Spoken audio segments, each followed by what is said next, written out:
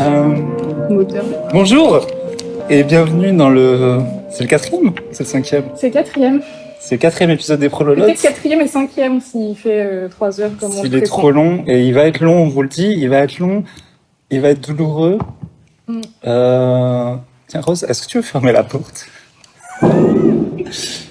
Tout va bien, vous inquiétez pas, on est dans un endroit voilà, où il y a du passage, parce qu'on a toujours pas réussi à se professionnaliser, hein, on va vous en douter. Voilà, un épisode qui s'est fait attendre. C'est pour la porte est fermée. Et Rose, elle était en tournée pour signer des livres, là. Ah là là. Rose, tu as vu... Toute la France. C'était comment chez Blast? Parce que ça, c'est quand même cool d'aller chez Blast. Eh ben, c'était vachement bien chez Blast. Ah ouais. J'avais un peu d'appréhension. Elle est comment attends, c'est... merde. J'ai oublié son nom. Moi, c'est Paloma Maurice. Oui, t'as vu Paloma. Ouais, Bah, c'était très bien. Après, comme c'est une chaîne de gauche qui est hyper influente, j'avais peur d'être cuisinée. Mais ça s'est bien passé, je crois. Et j'ai eu des bons retours. Ils ont été sympas avec toi? Ils ont été sympas avec moi.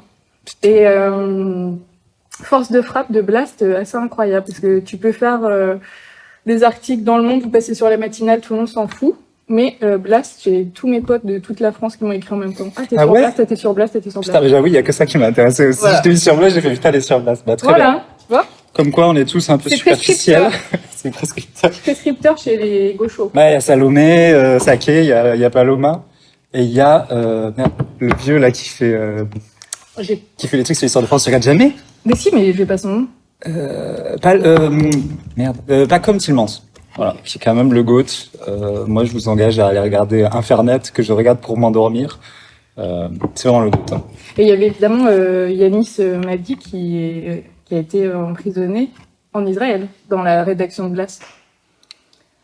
Mais qui était sur la flotte. Est-ce qu'il a été libéré là? Bah, il a tweeté qu'il était plutôt même. exfiltré en Jordanie. Je pense qu'il est rentré. Oui, je crois qu'il est rentré parce que j'ai vu des stories de Blast. Mais force à lui, on lui envoie des bisous. Hein. Voilà, force. Et on rigole. Alors vraiment, ça c'est pas drôle. C'est sujet. Absolument pas drôle. C'est vraiment le comptoir, quoi. Ça te fait rire donc d'être les gens emprisonnés en Israël? Non, c'est juste la discu de comptoir, et je dis ça avec amour parce que je les aime. Parce Dieu qu'on aime les comptoirs. Mais il y a un côté commentaire de l'actu qui me fait marrer. Voilà. Je pense qu'on fera des on a un rodage. Bah oui. Parce que là, quand même, vous savez pas, mais on discutait avec Rose hier de faire des horoscopes, de faire des trucs pour vous dire à quel point on a un rodage. On va... Des questions, des courriers du cœur. Moi, le courrier du cœur, ça c'est bien. Surtout qu'il y a une chanson de Jodassin qui s'appelle Le mal-aimé des courriers du cœur que j'ai toujours trouvé trop bien. Bah, c'est pas, je suis le mal-aimé là, les gens envoient de moi ce qu'ils veulent. Non, c'est pas celle-là? Ça c'est Claude François. D'accord, alors très bien.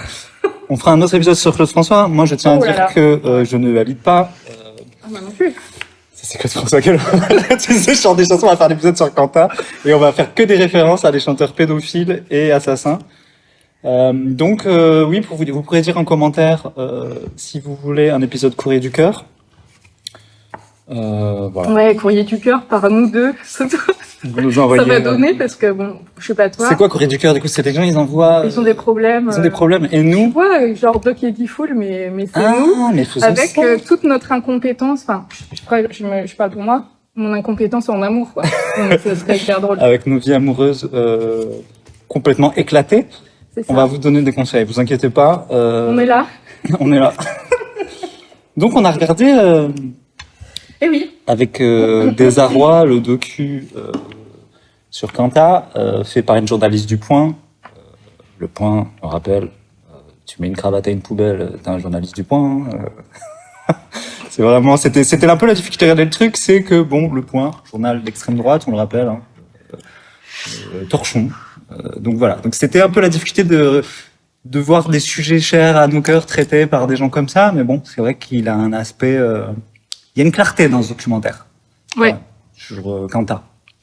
Oui, peut-être que c'est là que je donne un petit input au docu, c'est que au départ il était préparé par 2 journalistes qui ont bossé chez Complément d'enquête sur France 2, sur le service public. Et que moi j'avais rencontré parce que j'ai fait 4 heures d'interview pour ce docu et qui me semblait être vraiment sur la même longueur d'onde que moi, notamment sur la manière de traiter les violences sexistes et sexuelles. et elles ont été débarquées du docu pour être remplacées par cette journaliste du Point, ce qui a conduit à mon éviction du docu. Mais voilà, il y a évidemment que le choix de la réalisation, de la coréale, puisqu'ils ont considéré quand même que c'était une coréale vu qu'elles ont fait la plupart du documentaire, les 2 personnes que j'ai rencontrées. Donc voilà, forcément, ça éclaire, ça donne un éclairage sur l'affaire différent. Oui, pour vous dire aussi qu'on va pas tellement commenter le docu je trouve pas, c'est Netflix, hein, c'est juste qui permet de se confronter quand même. Je veux dire, le gros truc du docu, c'est quand même de voir les auditions de Kanta quand même par le détail. Oui. Moi, c'est ça qui m'a le plus. Oui, puis c'est moi je trouve que ce qui est bien, c'est que ça acte une bonne fois pour toutes la réalité de l'affaire, parce qu'il y a quand même beaucoup de mythes qui perdurent. D'ailleurs, j'avais fait il y a 1 an et demi un sondage sur ma page pour dire, à votre avis, elle est morte de quoi, Marie Trintignant? Et alors cette histoire de la mauvaise claque qui l'a fait tomber contre le radiateur, c'était 80% des réponses. Donc tu vois que la réalité des faits n'est pas connue, et donc ça a quand même comme vertu de remettre factuellement en place ce qui s'est passé. Et je crois que c'est édifiant et que le doute est plus permis, mais je peux peut-être me tromper. Bah, je pense qu'il en faudra encore au moins 2. Ouais. Non, mais en vrai, je pense que Il a été utile. Hein. Mais va falloir le rabâcher parce que c'est vrai que bon, c'était pas clair. Bon, là, c'était sur Netflix. Et Netflix, c'est quand même une force de frappe. Un stylo, toi? Oui, puis c'est international. Toi, t'es une meuf avec des trousses, toi. Une meuf à trousses. C'est le cliché. C'est parce que j'ai des lunettes, Lorraine, c'est ça? En fait, je suis vachement une meuf avec une trousse. J'ai même des crayons de couleur. C'est vrai? Je fais des aquarelles. Mais je l'ai pas sur moi. Très bien. Voilà, donc c'est un sujet sérieux, pardon. La concentration. Ouais. Donc peut-être on va faire chronologiquement, on va essayer parce que sinon on va se perdre. De toute façon, on va se perdre. Moi, je sais que dès le début, t'as Miskin, on va l'appeler Miskin, hein. Miskin, le manager, tourneur de Kanta, qui quand même, t'as envie de lui tartiner la gueule tout le long du truc. Je sais pas si c'est lui ou si c'est Pascal. Alors Pascal N-word, on l'appellera comme ça. On peut l'appeler Pascal. Pascal N-word. Pascal, le directeur d'Universal, c'est ça? Ouais, ancien directeur. Qui est une poubelle aussi, hein, faut le dire, vraiment. Ouais, c'est vraiment c'est un compliqué, hein. Le roi des poubelles. Ah et, ouais. D'ailleurs, j'aime bien rappeler que quand le MP3 est arrivé et que l'industrie du disque était super menacée par cette dématérialisation, il a quand même sorti un truc du genre Internet, ça marchera pas. C'est pas vrai. Si. Dis là, je le sens pas. Voilà. Internet. Et depuis que j'ai ça en tête, franchement, ça discrédite un peu toutes ces analyses. C'est comme si Internet, c'était genre, c'est quoi? C'est un chapeau? C'est genre, tu sais, c'était l'épisode de X-Files, je disais, il faut que nous appelons Internet. Ouais, non, mais c'est ça. Bon, ça marchera pas. Le MP3, vous savez déjà, voilà. Alors que ça a emporté l'industrie du disque sur son passage, ils ont tellement résisté que du coup, ils ont rien négocié avec les plateformes et tout, parce qu'ils étaient dans leur déni, dans leur certitude qu'ils allaient garder le pouvoir. Bref, je trouve que c'est pareil, ça peut éclairer son analyse à lui. Ah, ben, on est vraiment dominé par des génies, hein, on le rappelle. C'est ça. Nous vivons dans cette dystopie-là où tous les gens qui ont l'ascendant sur nous, sont des flèches. Il dit ce truc, il parle directement de cette figure. Ça, là, on va la balayer. Il dit le manager, il dit c'était un écorché vif, Kanta. Qu'est-ce que c'est donc cette figure de l'écorché vif? Qu'est-ce que ça veut dire? Tu vois, est-ce que c'est quelqu'un qui vivrait une douleur tellement intolérable au quotidien que cette douleur, le forcerait, lui permettrait à la fois d'être un grand poète, un grand artiste, et puis le forcerait aussi à des choses qui sont peut-être répréhensibles, mais qu'on peut lui pardonner parce qu'il vit une trop grande douleur pour lui-même. Voilà, ce truc de l'écorché vif, quoi. D'ailleurs, ouais. Il parle de Jim Morrison. Il dit il était comme Jim Morrison, voilà, qui était une immense merde aussi. Donc c'est marrant qu'il ait pris les deux, mais il s'en rend même pas compte, hein, je pense, quand il prend. Donc, qu'est-ce que l'écorché vif, quoi? Qu'est-ce que c'est que cette figure? Mais c'est, c'est un des mythes patriarcaux, bien pratiques, qui permet de protéger une catégorie de mecs, qui, si, ils produisent des œuvres pour les autres hommes, sont exonérés de devoir rendre des comptes sur tout ce qu'ils font en coulisses, ou, en coulisses, soit de leur lieu de boulot, soit dans la sphère intrafamiliale, quoi. C'est vraiment un des archétypes des personnages que j'ai essayé d'écrire dans Les bons pères de famille. Il y a vraiment cette idée que si ce qu'ils apportent au monde est bien, et plaît aux hommes, et ça peut être du discours, ça peut être des œuvres, ça peut être des bonnes chansons, elles sont bien ces chansons à Quentin, alors il peut bien faire ce qu'il veut à côté. Et cette justification, elle est hyper ancrée dans le docu. Il y a beaucoup de mecs qui sont interviewés, qui le répètent, genre, et même des gens qui sont interviewés dans le public de ces concerts, qui disent oui, mais moi, je fais bien la distinction. Donc ça nous amène à séparer l'homme de l'artiste. On va le garder. Est-ce que ça, Voilà. on se le garde pour le finish Ouais, on pourra se le garder, mais en tout cas, c'est cette idée que on a tellement envie de consommer les œuvres qu'on est prêt à fermer les yeux sur ce qui se passe dans la sphère privée, ce qui est pas du tout la posture des féministes qui pensent que ce qui se passe dans l'intime, enfin, c'est un peu, des fois c'est un peu galvaudé cette histoire de l'intime et politique, mais nous, on pense que ce qui se passe dans le privé et les violences commises dans la sphère privée influent forcément sur le travail de l'artiste. Et de toute façon, moi je le dis aussi, maintenant que je suis dans mes métiers artistiques, j'ai le statut artiste officiellement maintenant. Bravo. Je vois très bien qu'il n'y a pas de distinction entre la femme et l'artiste, tu vois.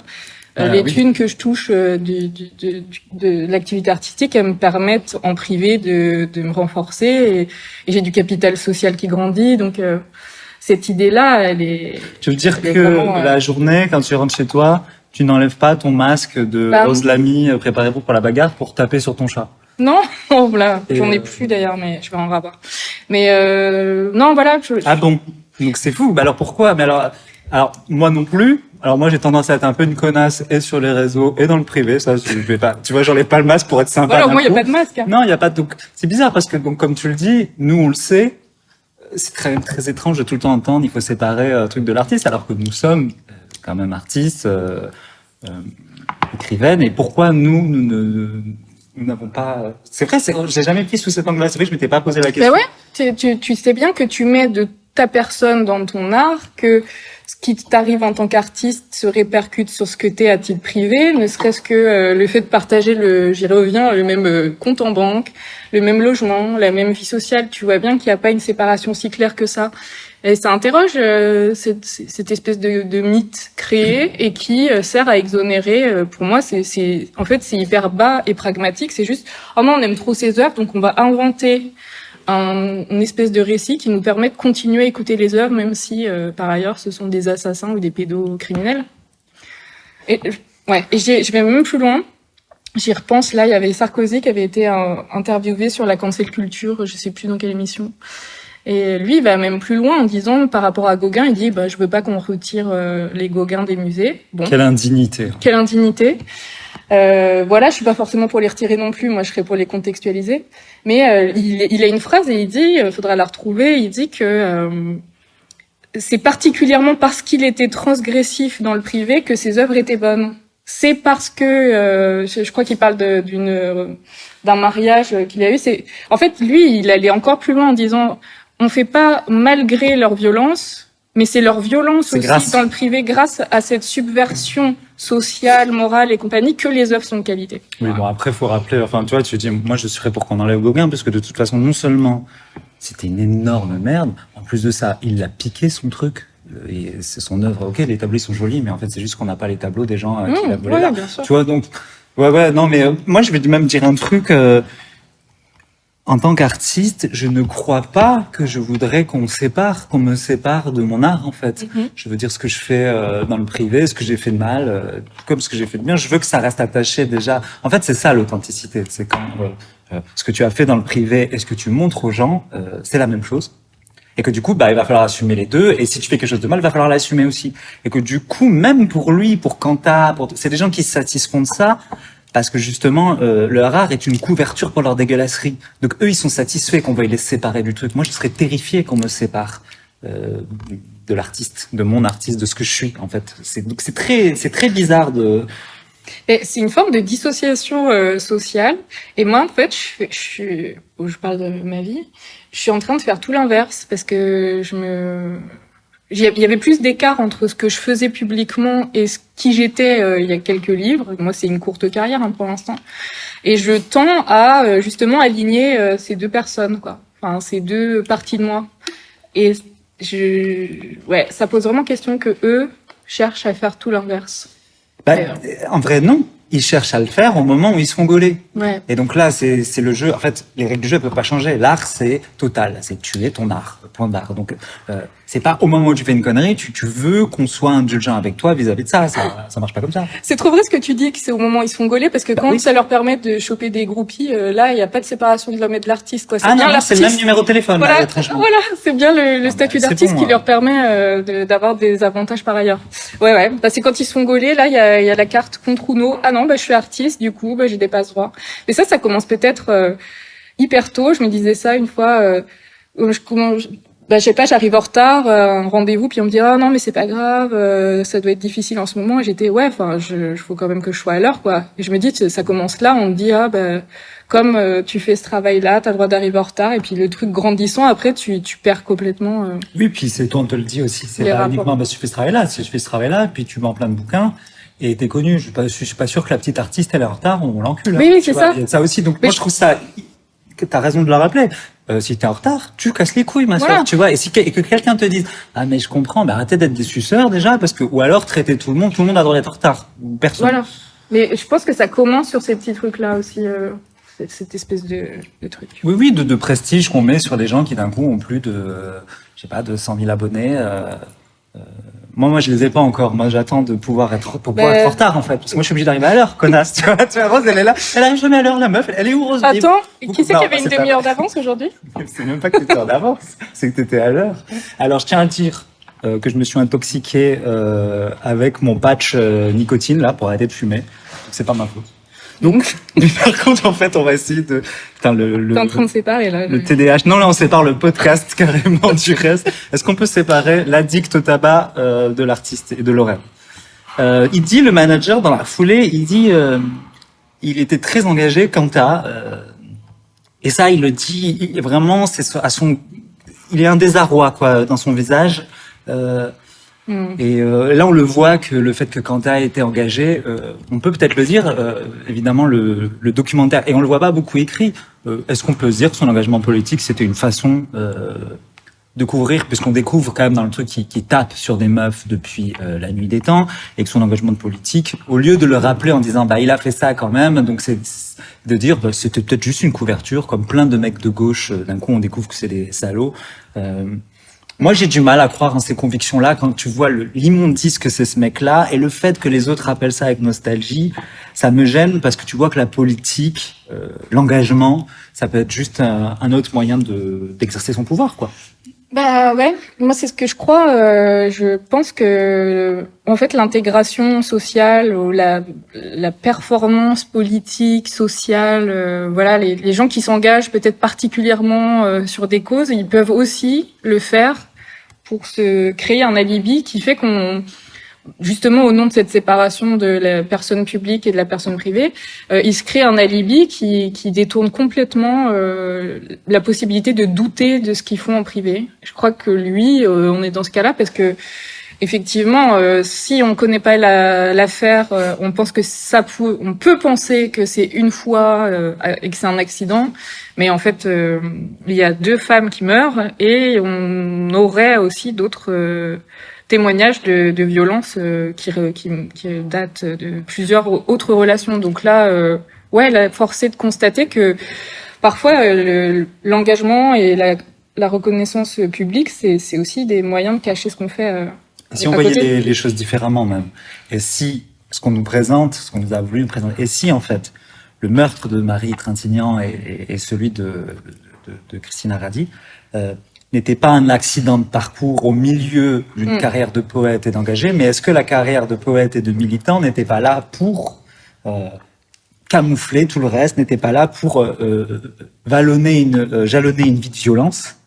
Et si on voit les choses comme ça le rend encore plus terrifiant, parce que du coup, ce ne sont pas tout ce que les gens, là, ses amis, machin, veulent faire passer pour des circonstances atténuantes, c'est des circonstances aggravantes. Et il a utilisé la politique, il a utilisé la poésie, puisque au moment où on écoute ses chansons, il tape déjà sur des meufs. C'est ça, là aussi, la trahison. Ouais. C'est que les chansons qu'on a adorées, on peut le dire, on est ultra fan. Ouais. On était ultra fan. Oui. Et à l'époque où on l'écoute, c'est déjà un mec qui tabasse ses meufs. Ouais. Et tu vois, tout à l'heure, tu as parlé du fait qu'on le présentait comme un écorché vif. Et ça vient me tilter parce qu'il y a une chanson qui s'appelle Les écorchés vifs de Noir Désir et qui était vraiment une de mes préférées, quoi.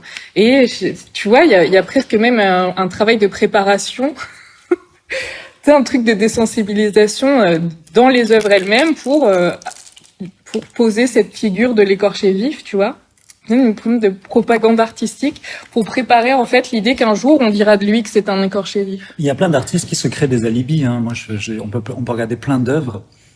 On a fini par découvrir des choses plus ou moins graves sur les gars. Et depuis le début de leur carrière, ils se préparent un alibi. Ensuite, voilà, j'ai juste dit ça. J'avais pas la phrase qui suivait. Rose non plus n'allait pas rebondir. J'ai un peu dissocié. Ça fait 20 minutes, on dissocie. Désolé si, par certains aspects, on ne traite peut-être pas, comment dire, notre ton n'est peut-être pas la gravité, parce qu'on n'oublie pas quand même. Ah, mais il faut se protéger, hein. Ouais. Mécanisme de protection. On est voilà. deux personnes qui dissocient beaucoup. Ah ouais. Et en vrai, en fait, ça serait intolérable à écouter le podcast. Enfin, moi, je sais que j'ai dû le regarder, par exemple, le documentaire en 10, 15 fois en faisant mes Lego. Et qu'il y avait des vrais moments, à chaque fois qu'il y a le visage de Marie Trintignant. On est désolé, même, il y a un truc qui, quand même, sera toujours une injustice, c'est qu'on l'a, par exemple, ça a commencé, on a dit beaucoup plus de fois le mot Quentin que le mot Marie. Ouais. C'est l'injustice qui continuera de se perpétuer, parce qu'en vrai, on pourrait faire une émission sur Marie Trintignant, mais en fait, on se retrouve toujours encore et encore finalement à faire des émissions sur Quentin. Bah, parce que c'est important de... Là, on est au stade 1 de l'écriture du réel est tellement fucked up qu'on doit rabâcher ce qu'il a fait. Tellement c'est pas rentré dans les esprits et tellement ça a été mal raconté. Et ça, c'est le préalable à plus tard pouvoir parler d'elle sereinement. Mais là, tant qu'il y aura encore des gens qui pensent qu'on peut séparer l'homme de l'artiste et que c'est un accident et une dispute qui a mal tourné, bah on va être obligé de parler de lui, quoi. Il y a ça aussi. Et tant que lui non plus le reconnaît pas, ce qui n'arrivera jamais. Mais voilà. Ah bah non, puis on va en parler de pourquoi ça n'arrivera jamais aussi. On a des petites anecdotes croustillantes quand même pour la fin. Moi, il y a un truc on va parler d'hétérosexualité quand même, parce que c'est important pour moi quand même. Dans la chronologie du truc, donc on voit ce truc quand même de comment se rencontrent Marie Trintignant et Quentin. En fait, donc Quentin a une femme qui est enceinte de plusieurs mois, même qui est près d'accoucher. Et donc, il se met à avoir une liaison avec Marie Trintignant et puis, quand ils veulent officialiser, il va la voir. Mais non, il attend qu'elle accouche et il lui dit à l'hosto, en fait, je me barre. Voilà, les filles.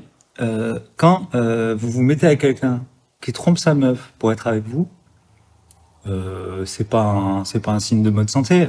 Fuyez. Je dis, c'est pas pour responsabiliser Marie Trintignant là, hein, mais comment faire confiance, comme il dit Booba, comment leur faire confiance s'ils ont tué le Christ, hein, alors, attends, non parce que merde, alors, il parle de l'humanité, hein, c'est l'être humain qui m'attriste, parce que des fois, attends, il dit, c'est pas la rue, c'est l'être humain qui m'attriste, comment leur faire confiance, ils ont tué le Christ, voilà, c'est pas ce que vous pensez, au contraire, pas d'amalgame, hein.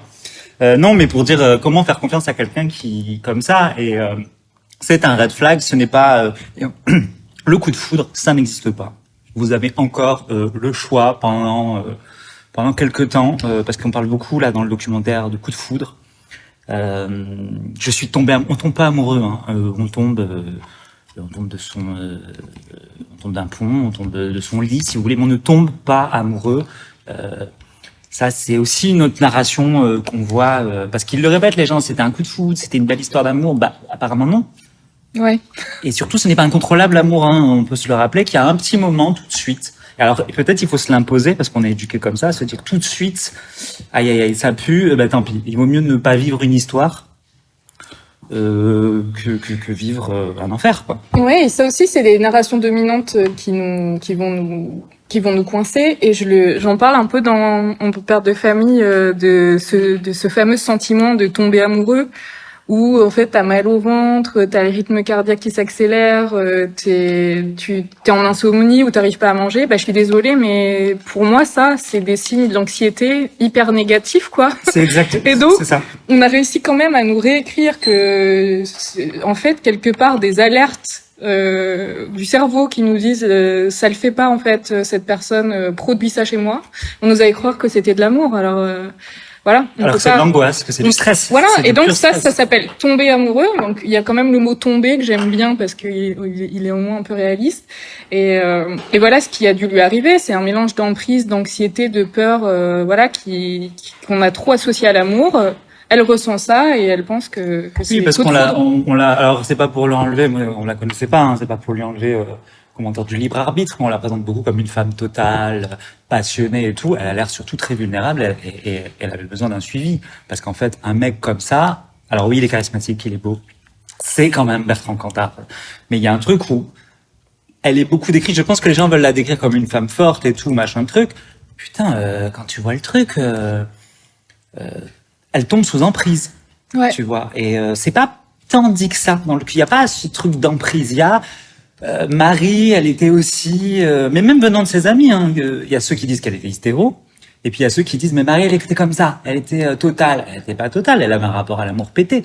Ouais, comme beaucoup. Comme beaucoup de gens. D'ailleurs, je profite là de cette analyse pour rappeler le post de Cécile C, qui est une artiste que je suis sur Instagram, qui fait des livres et des BD, et qui a fait une slide, enfin plusieurs slides pour expliquer en quoi elle voit elle la question de l'inceste aussi dans l'affaire Cantat, en lien avec ce docu. Moi, j'avoue, j'ai été au départ surprise de cette association et à la fin convaincue. Alors ça m'échappe un peu d'en parler là parce que c'est un sujet que je maîtrise pas des masses, mais je vous invite à le regarder parce que c'est un angle intéressant aussi. De traiter le... Les signes qu'elle voit dans l'affaire Cantat en lien avec l'inceste, le rapport à la famille, le fait de faire tourner sa fille avec son père ou avec des membres de sa famille, enfin tout un truc comme ça pour peut-être aussi éclairer la vulnérabilité dont tu parlais. Bon, de toute façon, c'est un truc comme Marie Trintignant a été assassinée sauvagement, évidemment, on va pas avoir l'indécence. Enfin, en fait, le problème, c'est que j'avais parlé d'indécence, mais pour comprendre la totalité du truc, il faudrait aussi comprendre quel est l'environnement dans lequel vit Marie Trintignant. Il se trouve que moi, c'est devenu quand même, je sais pas, 80% de mon boulot d'analyser. Bah, c'est ce qu'on fait avec Rose aussi. En vrai, on fait ça beaucoup, d'analyser la bourgeoisie culturelle. Oui. Ils font flipper ces gens. Je vois pas pourquoi les Trintignants seraient moins flippants que les autres qu'on analyse en permanence et qui en fait créent que des rapports incestueux. La bourgeoisie est quand même un creuset à ce rapport-là, incestuel, incestueux. Même là, je regarde Nicolas Bedos, je vois les trucs qu'il subit, le gars, quand même. C'est pas ok. Il a l'air d'avoir son daron qui est quand même méga chelou. Il y a quand même une mauvaise ambiance dans la bourgeoisie. Oui. Hein Oui. Et c'est bien, non, c'est bien que tu le ramènes. C'est-à-dire qu'en fait, tu vois qu'elle a, et encore une fois, c'est pas du shaming envers, elle a 4 enfants de 4 pères différents. Alors, faut charbonner. C'est-à-dire qu'il y a un truc de, on va nous la mettre comme une amoureuse totale, et on a le droit, hein, si vous voulez en avoir 10 de 10 pères différents, c'est juste que vous avez un sacré planning, quoi. Mais il y a quand même des choses à relever qui sont pas de la responsabilité de Marie Trintignant, mais d'un environnement qui quand même a l'air instable. Le cinéma, ce n'est pas un endroit qui est là pour choyer les gens. C'est pas un endroit qui rend les gens heureux. Faut pas se mentir, parce que si on tombe à ce point sous l'emprise de Bertrand Cantat, c'est qu'autour, il y a un environnement qui favorise, qui ne protège pas les jeunes filles. Et je rappelle qu'on peut rester une jeune fille jusqu'à 40 ans si on n'a pas réussi à se développer, et si on nous en a empêché surtout. Oui. Je crois pas qu'on se développe humainement de façon très efficace en étant sur les tournages depuis l'âge de je sais pas quel âge. Voilà, je voulais juste rajouter ça. Après, honnêtement, je sais pas, les modalités de l'analyse là vont m'échapper, donc je préfère même pas me lancer. Mais regardez-le, il est sur Insta et c'est très intéressant. Du coup, c'est moi que t'as mis dans la sauce, quoi. Pourquoi? Non, j'aime bien parce que t'as lancé un truc et moi j'ai commencé à faire. Mais c'est un peu la faute à tous les pervers autour de, à tous ces. Ok. Non, je trouve mais ça intéressant. en fait, tu verras, on n'est pas du tout rentré dans le poste lui-même, t'inquiète pas. Je t'ai pas mis dans la sauce. Et donc pour dire aussi qu'on n'est pas obligé de voir sa vie, là c'est peut-être l'occasion de dire ça. puisque on n'est pas obligé de voir sa vie comme une succession d'amour. Hein. On peut faire autre chose de sa vie qu'être amoureuse. Moi, je sais que j'étais en couple de mes 15 ans à mes 36 à peu près, non-stop, pas avec la même personne, hein, mais et que du coup, je réalise à peine, et ce n'était que de la violence, des déséquilibres, des machins. Après, c'était beaucoup dans la précarité, et je réalise depuis peu, et j'étais très touché par le truc de Marie Trintignant parce que je vivais comme elle, en fait. Je ne pouvais pas concevoir ma vie sans des passions, sans des et du coup, sans des rapports de dépendance. Bon, on n'est pas obligé d'être amoureux. Il y a plein d'autres trucs à faire. Vous pouvez faire de la rando. Des podcasts. Des livres. Voilà, enfin, c'est... Bah moi, je pense comme toi, mais c'est vraiment... ça a été plus subi. Bah, je suis d'accord philosophiquement, mais bon... Je suis arrivée à la même conclusion, mais j'ai quand même beaucoup subi. On va faire un épisode sur l'amour. Mais grave. Mais en vrai, on va le faire. Du coup, on arrive à l'audition de Cantat, donc il est quand même le cœur du truc où c'est glaçant, quoi. Donc il a assassiné Marie Trintignant, et là, il voit encore une petite fenêtre où il va pouvoir dire oui, elle est tombée contre le chauffage, quoi, tu vois. Et il parle beaucoup de ce truc qui est important. Donc on va pas employer le mot pervers narcissique, non, il est complètement pété ce mot. Non, c'est ça.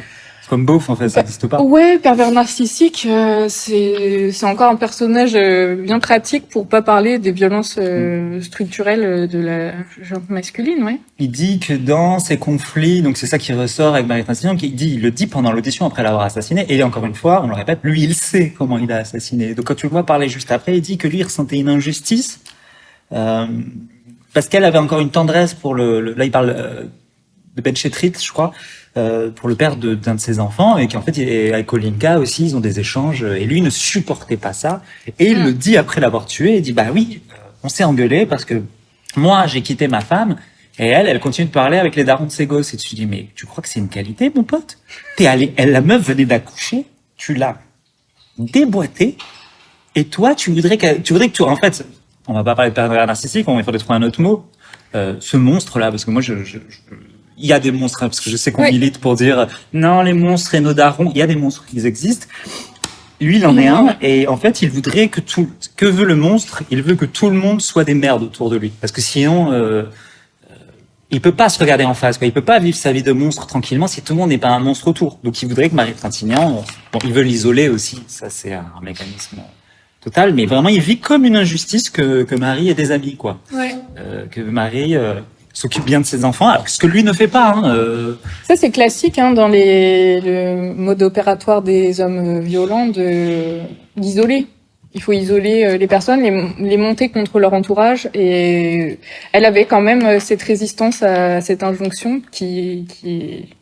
Oui, c'est beau. D'ailleurs, c'est ça aussi qu'on peut voir émerger elle n'est pas une victime, elle a été victime de la force de ce gars. En fait, elle lui a résisté. Elle lui a résisté, ouais. Puis même. Je t'aime, mais c'est important pour moi, tout ça. Et il parle du fait que c'est elle qui aurait commencé à lui mettre des claques, donc elle résiste.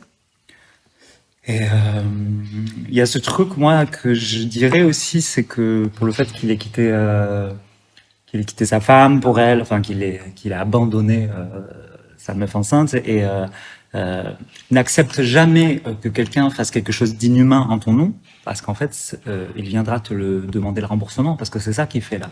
Il a fait quelque chose d'inhumain, et il vient, comme un pacte avec le diable, lui dire maintenant, toi, qu'est-ce que tu fais pour moi? Et elle lui dit mais je t'aime, c'est suffisant. Et lui, il est là, il dit non, c'est pas suffisant, et je vais te tuer. Et c'est ça, hein, c'est le diable.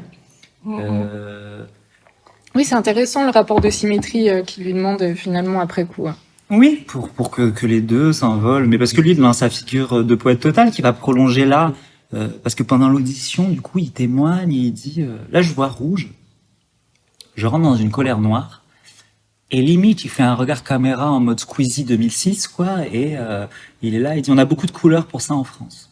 Moi, quand il dit ça, je me dis, le mec récite un peu, il fait du style. Mais il vient d'assassiner une femme, il est capable de dissocier pour faire du style. On a beaucoup de couleurs pour ça en France. On s'en bat les couilles, poteau. Il y a un autre moment où il dissocie, merci d'en parler. À un moment, on lui dit Alors, peut-être qu'il y en a même deux. Il y en a Une encore fois deux. où il est en train Ah, putain, de mimer la manière dont il met les claques. C'est Et quoi puis il fait un geste brusque. Et à côté, il y a un policier, il est en Lituanie. Et il se retourne, il fait non mais genre pardon, C'est un je le cauchemar. fais pas sur vous. Et il se remet après dans le personnage.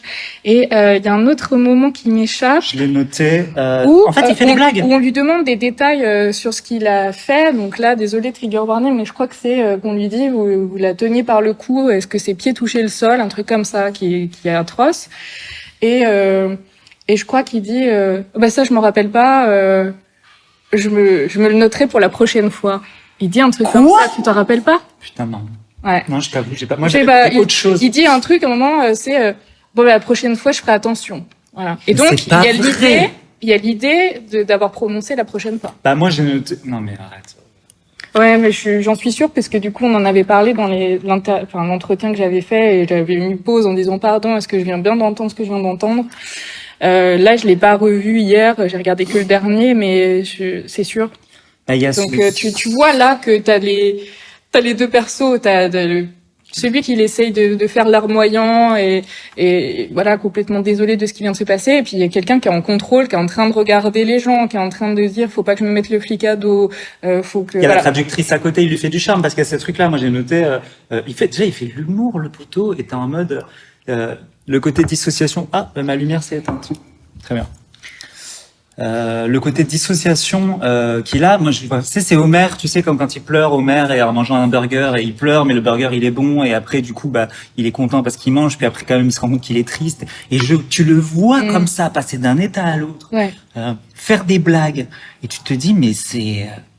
Et faire un peu du charme un peu à la caméra, parce que des fois il la recherche, la caméra, il y a la traductrice à côté, Ouais. qui en fait n'est pas si gênée, n'est pas intimidée, parce qu'il est beau Quentin, tu vois, et elle est un peu sous le charme, et tu te dis, mais Il est toujours un peu dans un truc méta, il y a le moment présent où il doit il y a le personnage qu'il doit incarner, puis il y a le metteur en scène qui est là aussi, qui essaye d'arrondir les angles, qui essaye de se mettre personne à dos, qui a une petite blague, un petit coup de charme par là. Donc t'as voilà, si c'est pas séparé l'homme de l'artiste, c'est l'artiste du metteur en scène là. c'est terrifiant, et tu le vois, mais c'est d'autant plus que quand tu penses aux gens qui ont voulu le réhabiliter, quand tu vois tout ça, tu te dis, il s'agit pas de repermettre à quelqu'un de travailler, quelqu'un qui en a le droit, il s'agit de permettre à ce gars qui a fait des blagues après avoir massacré une femme, être allé se coucher. Oui. Il s'agit de le réhabiliter lui. Est-ce que ça vaut pas le coup de le redire aussi, puisque le mythe de l'accident, voilà, on pousse quelqu'un, elle tombe sur la table basse ou sur le radiateur, donc ça c'est le truc qu'on admet. Ce qu'on sait peut-être moins, c'est que elle est tombée inconsciente après plusieurs coups probablement. Il est allé la mettre au lit. Donc c'est de la non-assistance à personne en danger, parce qu'on met quelqu'un qui saigne du visage au lit et qui est inconscient. Et il n'a appelé les secours que le lendemain matin. Il n'a pas appelé les secours, il a appelé le frère. Le frère qui a appelé les qui est secours. venu, et ensuite ils sont là. L'autre, il est là, il lui essuie un peu le visage. On va peut-être... De toute façon, bon, c'est dans le docu, vous pouvez aller voir. Moi, je crois que c'est même difficile d'en parler. Enfin, il appelle d'abord le frère, puis au bout d'un moment... Il appelle le frère pour se plaindre. Ah là là, Pour se ce qui s'est plaindre. encore passé ce soir. Oui, alors c'est ça. qu'elle est en train de mourir d'une hémorragie cérébrale. Elle a du sang qui lui coule de la bouche. Voilà. Lui, il la nettoie avec un torchon. Enfin, c'est vraiment une grosse merde. Et on le dit, vous avez essayé de le réhabiliter. C'est ce gars que vous avez essayé de réhabiliter. Parce que ce côté de, oui, mais s'il était boulanger, vous le laisserez faire du pain. Mais qu'il soit boulanger, qu'il aille faire du pain. Parce que le boulanger, il est où? Il est derrière, en fait, en train de pétrir. Il a pas eu sa chance d'être une rockstar, forcément, tu vois. Non pas que l'un soit mieux ou pas que l'autre, mais en fait, il a eu une chance dans la vie, Quentin, d'être choyé, d'être riche, d'être adulé. C'est la Qu'il aille célébration. faire du pain, en fait. Et alors, personne l'empêche. En fait, c'est ça le truc.